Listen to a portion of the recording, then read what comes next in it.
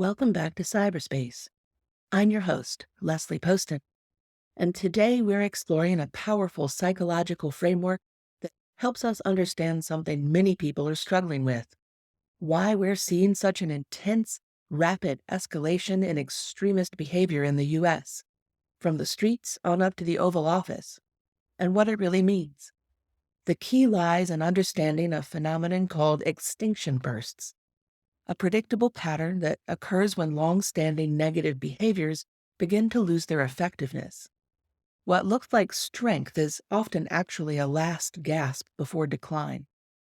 Consider the dramatic siege of the U.S. Capitol on January 6, 2021, a vivid illustration of an extinction burst where extremist groups facing the loss of political power reacted violently. Similarly, traditional industries like coal mining have launched intense lobbying efforts and public campaigns as renewable energy sources gain ground, showcasing how sectors facing obsolescence respond with heightened aggression to preserve their relevance as well. The concept of extinction bursts emerged from behavioral psychology, and it offers us profound insights into both individual and group behavior. When a previous rewarded behavior stops receiving reinforcement, it doesn't simply disappear. It often intensifies dramatically before extinction. This pattern is deeply rooted in how our brains process the loss of expected rewards. Think about how this manifests in everyday life.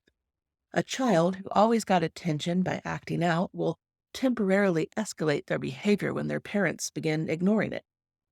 A gambler who's losing money might bet even more aggressively before finally quitting. These individual examples help us understand the larger social dynamics at play.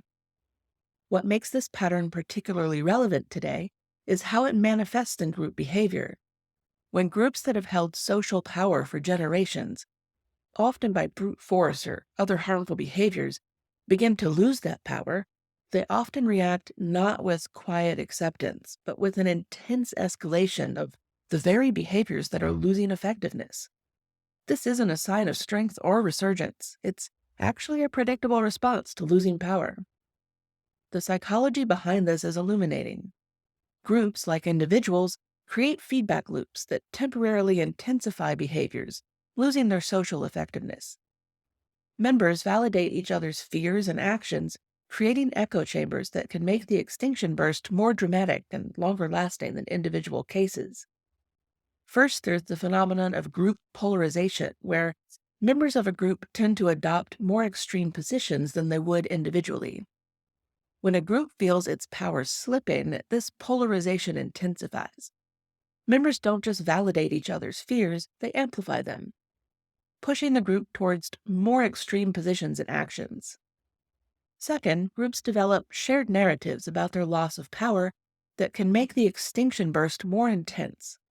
While an individual might eventually recognize that their behavior isn't working, groups can create elaborate explanations for why their loss of influence is temporary or unjust, fueling more extreme attempts to regain control.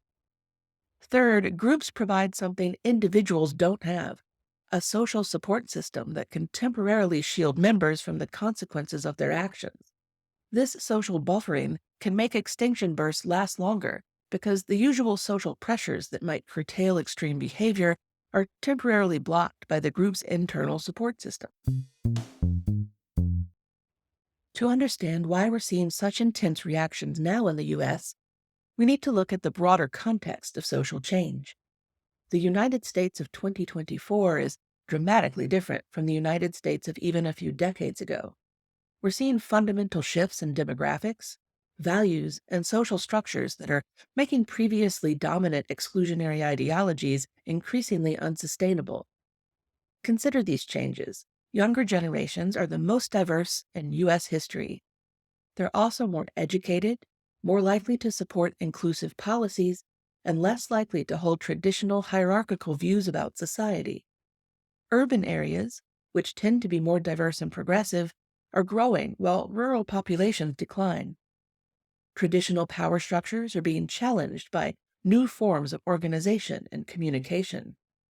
These changes create a profound challenge to those whose identity and social position were built on an older, more exclusionary system. When people who are used to having their worldview dominate society suddenly find it becoming a minority position, the psychological impact can be severe. And this helps explain why we're seeing such dramatic reactions now. The intensification of extreme behavior, whether in political rhetoric, public displays, or unfortunately, sometimes violence, isn't happening because these movements are growing stronger. It's happening because their social foundation is eroding, triggering these predictable extinction bursts. What makes this moment unique is the unprecedented speed and scale of these changes. In previous generations, social change often happened gradually enough for institutions to adapt. But today's shifts are happening at an unprecedented pace, driven by multiple simultaneous forces: technological revolution, climate change, economic transformation, and generational turnover. The workforce exemplifies this rapid change. Remote work is here to stay, and it didn't just change where people work. It's transforming power dynamics, community formation, and even geographic voting patterns. When people can live anywhere while working, traditional geographic power bases erode. We're seeing this play out in places like Texas and Georgia, where an influx of remote workers is rapidly shifting longstanding political and social dynamics. Education is another catalyst.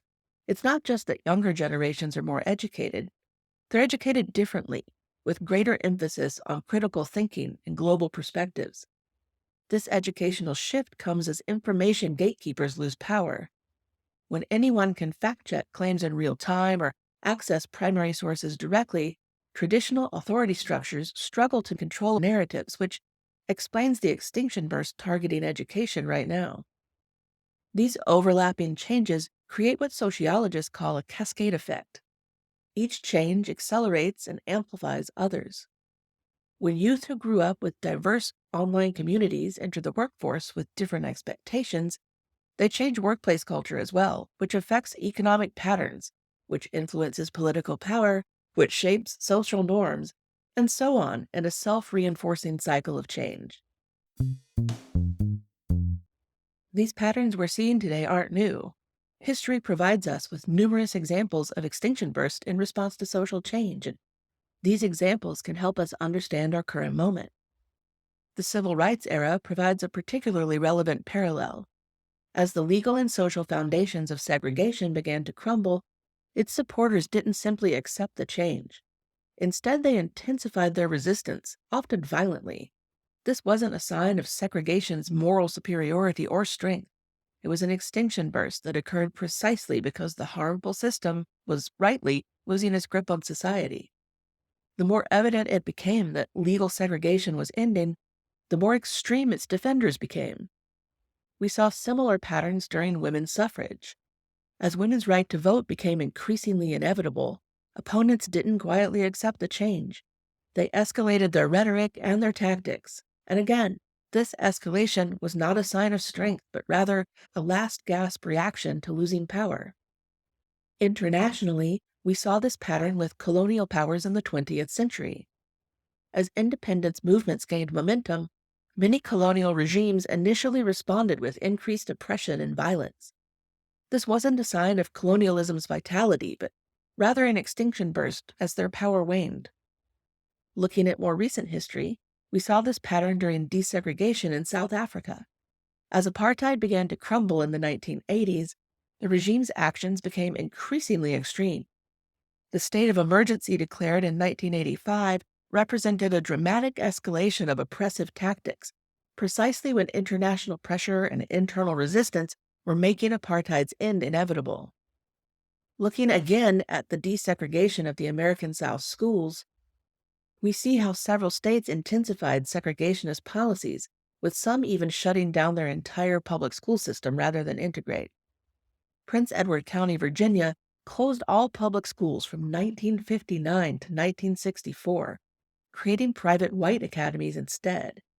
This extreme reaction, depriving all children of public education, shows how extinction bursts can lead to self-defeating and self-destructive behavior, We can see similar patterns in workplace discrimination. When women began entering traditionally male dominated professions in larger numbers in the 70s, many institutions responded by intensifying discriminatory practices. Medical schools, law firms, and financial institutions often made their exclusionary practices more explicit and extreme, just as they were losing the legal and social authority to maintain them. The key insight from these historical examples is that the intensity of the extinction burst often correlates with how fundamental the threatened change is to existing power structures. When surface level privileges are threatened, the reaction might be milder, but when changes threaten core power structures and identities, the extinction burst tends to be more extreme and often more self destructive. Looking at history also shows us the importance of consistent pressure. In cases where society maintained steady pressure for change, like the international anti apartheid movement or the civil rights movement, extinction burst eventually gave way to real transformation. But in cases where pressure was inconsistent or resistance was rewarded, harmful systems were able to adapt and persist in new forms. After an extinction burst comes another important phenomenon: spontaneous recovery. This sounds positive, but this is actually when behaviors that seem to have disappeared briefly resurface, like an echo of the past. The behavior might return, but without reinforcement, each recurrence becomes weaker than the last. This helps explain why we sometimes see resurgences of extremist ideologies during times of social stress or economic uncertainty. These aren't new growths, they're temporary resurgences of old patterns. The key is understanding that these resurgences become progressively weaker unless they find new sources of social reinforcement. This brings us to a critical point. The duration and intensity of both extinction bursts and spontaneous recovery depend heavily on societal response. When society maintains consistent non reinforcement of harmful behaviors, extinction bursts tend to be shorter and spontaneous recovery weaker. Consider social media platforms' responses to extremist content. When platforms maintain consistent enforcement of community standards, extremist behavior tends to decline more quickly. When enforcement is inconsistent, the extinction burst can drag on longer and spontaneous recovery becomes more likely. The same principle applies to broader society. When institutions, from media to law enforcement to educational systems, maintain consistent responses to extremist behavior, the extinction burst phase shortens. When responses are inconsistent, or when some institutions actually provide reinforcement, the process takes longer. Let's look specifically at how media systems affect these patterns. Traditional media outlets can either help end an extinction burst or inadvertently prolong it. When media consistently contextualizes extreme behavior, rather than sensationalizing it, they help society maintain a steady response. But when some outlets amplify or normalize extreme rhetoric for ratings or engagement, they provide exactly the kind of intermittent reinforcement that can extend and worsen an extinction burst. Social media platforms face similar challenges, but on a faster and larger scale. The algorithmic amplification of extreme content can create what I call extinction burst accelerators, feedback loops where the most extreme expressions get the most engagement, temporarily convincing groups that their behavior is working, even as it pushes them further from mainstream acceptance. The fracturing of our information ecosystem into separate reality bubbles presents another challenge. When groups can completely insulate themselves from contrary information, they can temporarily avoid the negative feedback that would normally help end an extinction burst. This is why consistent enforcement of platform policies, while sometimes controversial or annoying, plays such an important role in the process. Understanding these patterns isn't just about explaining what's happening. It's about knowing how to respond effectively. Three key principles emerge from both psychological research and historical experience. Let's talk about what successful community resilience looks like in practice. Across the country, We're seeing examples of communities that have found effective ways to reduce vulnerability to extremism and shorten extinction bursts through proactive community building. First, strengthening social bonds means creating concrete opportunities for meaningful connection. This isn't about superficial networking, it's about deep community engagement, even with people you don't like. Some communities have had success with intergenerational mentoring programs that connect older and younger community members. Others have created community projects that bring diverse groups together around shared goals like community gardens or local improvement initiatives. The key is creating what sociologists call bridging capital, connections between different groups within a community, not just within your existing social circle. When people have strong connections across different parts of their community, they're less likely to be drawn into us versus them narratives that fuel extinction bursts. Maintaining institutional integrity requires active community participation. Communities that maintain regular dialogue between law enforcement and diverse community groups, for example, tend to be more resilient. Transparent local government processes, active civic organizations, and strong local media all play essential roles as well. Education plays a particularly important role, which is why it's often a target. Communities that maintain strong adult education programs, for instance, often see reduced vulnerability to extremist messaging. This isn't just about formal education. It's about creating opportunities for lifelong learning and skill development that help people adapt to changing economic conditions. The most successful communities approach this work holistically. They recognize that economic development, social connection, and institutional strength are all interconnected.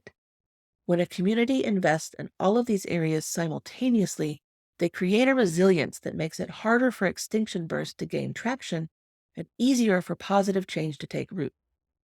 Second, addressing root causes. Economic insecurity and social isolation make people more vulnerable during times of change. When people feel secure and connected, they're less likely to be drawn into extinction bursts or moments of spontaneous recovery. This means addressing issues like income inequality, access to education, and community resources. Third, maintaining institutional integrity. Strong, trusted institutions help society maintain consistent responses to harmful behaviors while providing reliable alternatives. This includes everything from effective law enforcement to reliable media to transparent governance. This includes everything from effective social programs alongside law enforcement to reliable media to transparent governance. When people trust institutions to be fair and effective, they're less likely to seek solutions in extremist alternatives. Understanding extinction burst and spontaneous recovery gives us powerful tools for interpreting our current moment. When we see intensifying extreme behavior, we can recognize it as a sign not of growing strength, but of a predictable psychological pattern indicating decline. This understanding doesn't mean that we can be complacent or comply in advance. Extinction bursts can cause real harm, and consistent societal response is vital. Knowing these patterns helps us maintain perspective and respond more effectively. The key is consistency in our response to harmful behaviors, in building inclusive communities, and in addressing underlying social issues. The future isn't found in escalating responses to extinction bursts, but in building the kind of society that makes them obsolete. When we understand the psychological patterns at play, we can focus our energy not just on opposing harmful movements, but on creating stronger, more resilient, and more inclusive communities. We have to build our utopian future. It won't just generate itself automatically. Before I sign off for the day, I'd like to thank women in podcasting. This podcast is nominated for an award again this year, and I couldn't be happier. I'll put a link to vote in the show notes.